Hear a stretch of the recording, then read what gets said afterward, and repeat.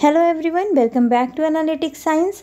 आज की class NCERT के weather, climate and adaptation of animal to climate से लिया हुआ है।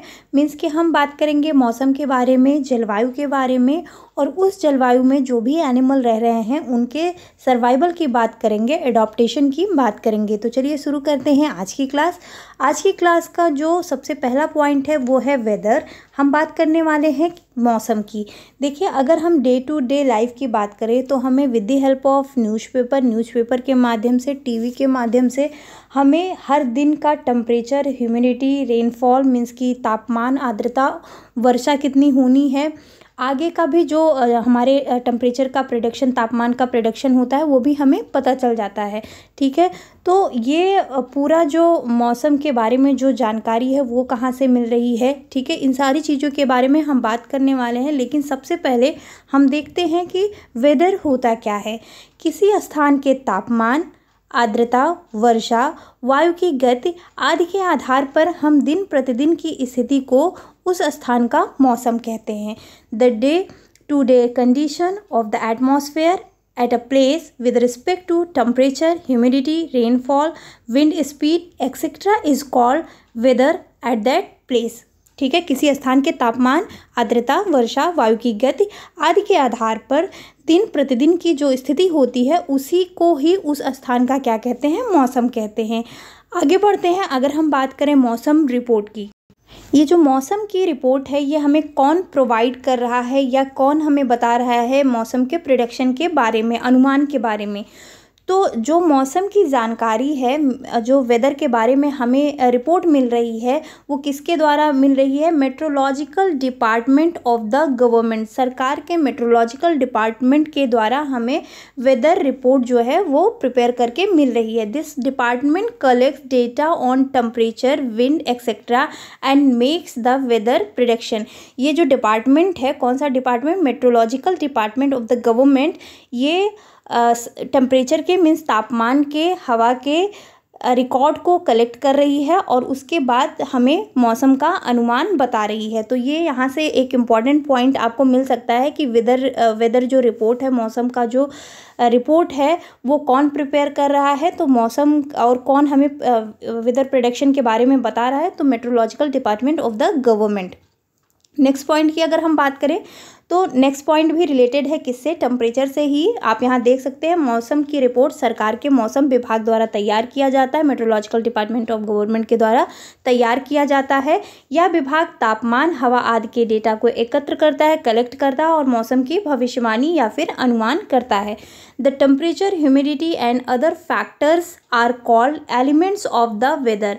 What is the elements of the weather? मौसम के तत्व किसे कहा जाता है? तापमान, आर्द्रता, वर्षा और अन्य कारकों को मौसम का तत्व कहा जाता है। ठीक है, नेक्स्ट पॉइंट की तरफ अगर हम बढ़ें तो नेक्स्ट पॉइंट भी आपके वेदर रिपोर्ट से ही रिलेटेड है, जिसके बारे में हम पहले पढ़ चुके हैं। Weather reports are measured by a special thermometer. जो आपका मौसम की जो जानकारी होती है उसको मेज़र करने के लिए एक स्पेशल टाइप के थर्मोमीटर का यूज किया जाता है, जिसे हम कहते हैं मैक्सिमम मिनिमम थर्मोमीटर या फिर अधिकतम न्यूनतम थर्मामीटर। ठीक है, वेदर का जो रिपोर्ट है इसको मापने के लिए एक विशेष टाइप का थर्मोमीटर यूज किया जाता है, जिसे हम अधिकतम न्यूनतम थर्मामीटर कहते हैं या फिर मैक्सिमम मिनिमम थर्मामीटर कहते हैं।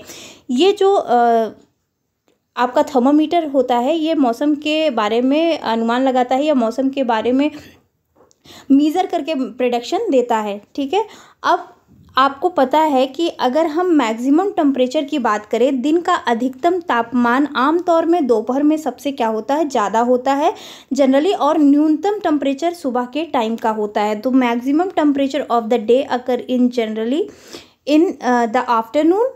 दोपहर के टाइम पे सबसे ज़्यादा टेम्परेचर होता है, वहीं पर जनरली अगर हम अर्ली मॉर्निंग की बात करें तो सबसे मिनिमम टेम्परेचर होता है। ठीक है, नेक्स्ट पॉइंट की तरफ अगर हम मूव करें तो है क्लाइमेट, जिसे हम कहते हैं जलवायु। तो चलिए जानते हैं जलवायु के बारे में। देखिए, जलवायु जानने से पहले अगर हम बात करें टेम्परेचर के बारे में तो हमें पता है कि जब हमको टेम्परेचर ज़्यादा लगता है किसी पर्टिकुलर प्लेस पे तो हमको पता होता है कि आज वहाँ का जो क्लाइमेटिक कंडीशन है उस प्लेस का वो काफ़ी क्या है, हॉट है। ठीक है, और अगर वहीं पर हमें ज़्यादा रेनफॉल मिल रहा है ठीक है। तो मोस्ट ऑफ द डे अगर ऐसे क्लाइमेट की बात करें तो वहाँ पर हॉट भी होता है और वेट भी होता है, मतलब कि गर्मी भी होगी और कैसा लगेगा, वेट कंडीशन भी लगेगा। तो क्लाइमेट की अगर हम बात करें तो लंबे समय जैसे कि 25 वर्षों के लिए मौसम के औसत पैटर्न को उस स्थान की जलवायु कहा जाता है। The average weather pattern take over a long time 25 years is called climate of the place. Okay, मतलब 25 वर्षों के लिए मौसम के जो औसत पैटर्न होता है उस स्थान का, उसे ही क्या कहते हैं हम, जलवायु। ठीक है।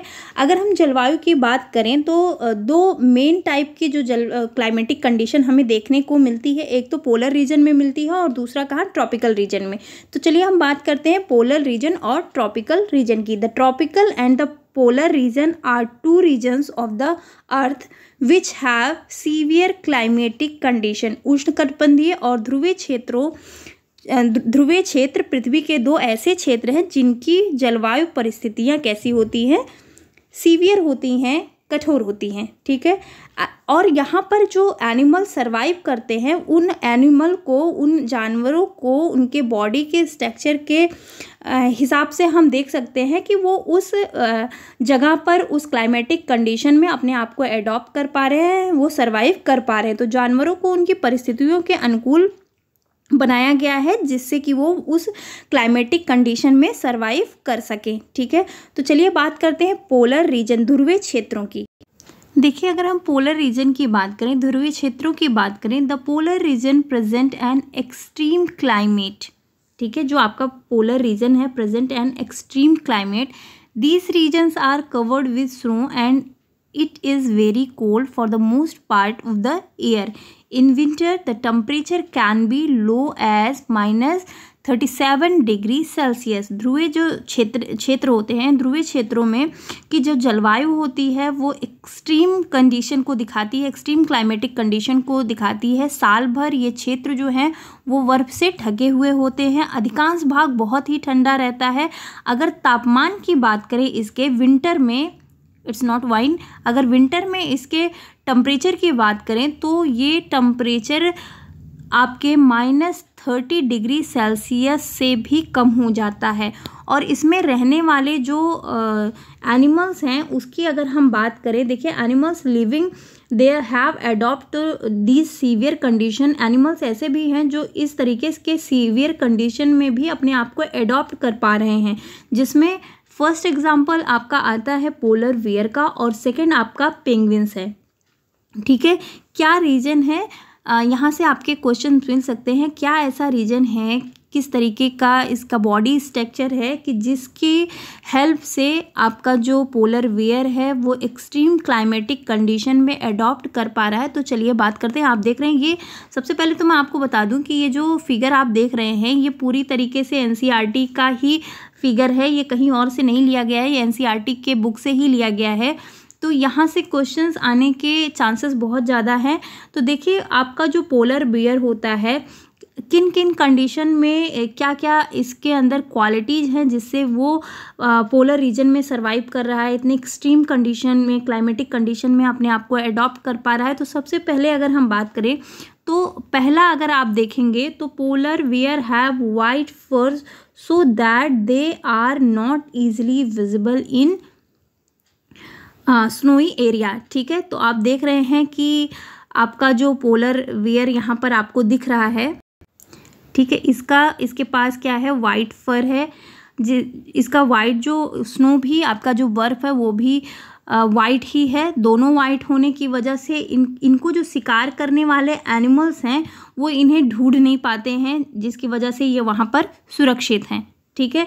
नेक्स्ट पॉइंट की अगर हम बात करें, यहाँ पर ये प्रोटेक्ट हो जा रहे हैं। नेक्स्ट पॉइंट की अगर हम बात करें तो it has a very strong sense of smell. जो आपके पोलर बियर होते हैं इनके पास सूंघने की क्षमता बहुत ज़्यादा होती है, जिसकी वजह से ये अपने शिकार को खोज सकते हैं। They help the bear to located and catch its prey. Means ये अपने जो शिकार होते हैं उनको ये ईजिली पकड़ सकते हैं। नेक्स्ट पॉइंट की अगर हम बात करें, it has long curve and sharp claw, मतलब इनके जो पंजे होते हैं बड़े होते हैं, कर्व होते हैं, जो इन्हें पोलर रीजन पे चलने के लिए सुटेबल होते हैं। These help it to walk on ice, मतलब कि ये बर्फ़ पे चलने के लिए इनके लिए आसानी होती है, क्योंकि इनके पास क्या होते हैं, long curve and sharp claw, मतलब इनके लॉन्ग बड़े कर्व और शार्प पंजे होते हैं।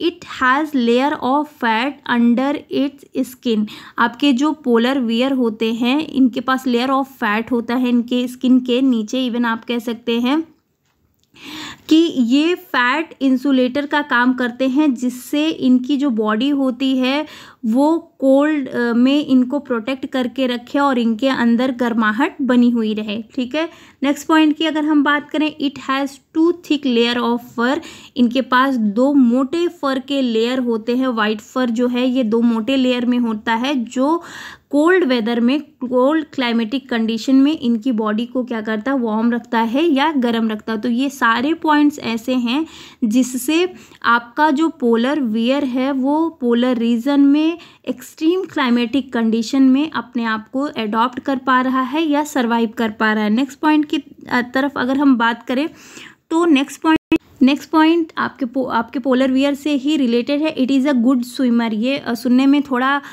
लगता है कि कैसे आपका पोलर वियर स्विम कर सकता है या नहीं कर सकता। तो पोलर वियर जो है ये बहुत अच्छे स्विमर होते हैं, ये बहुत अच्छे से तैर सकते हैं।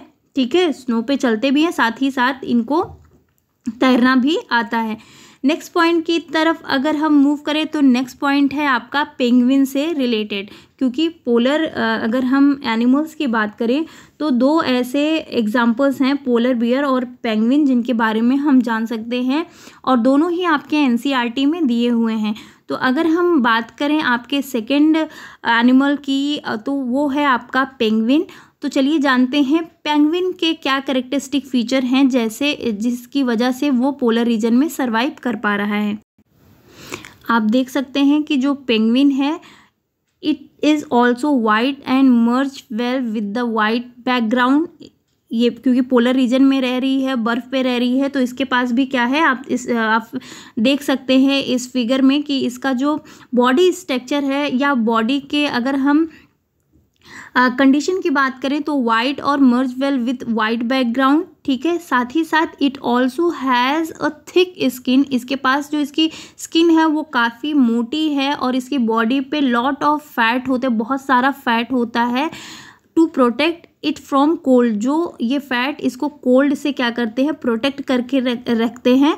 साथ ही साथ आप देख रहे हैं यहाँ पर ये दो पेंगुइन दिख रहे हैं एक साथ में, है ना।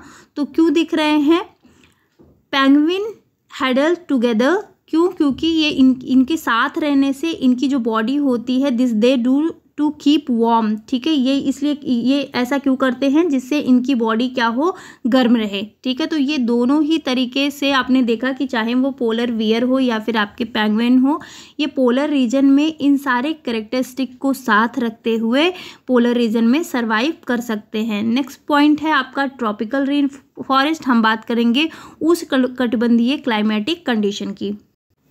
देखिए, अगर हम उष्णकटिबंधीय रीजन की बात करें या ट्रॉपिकल रीजन की बात करें तो generally a hot climate because of its location around equator, है ना।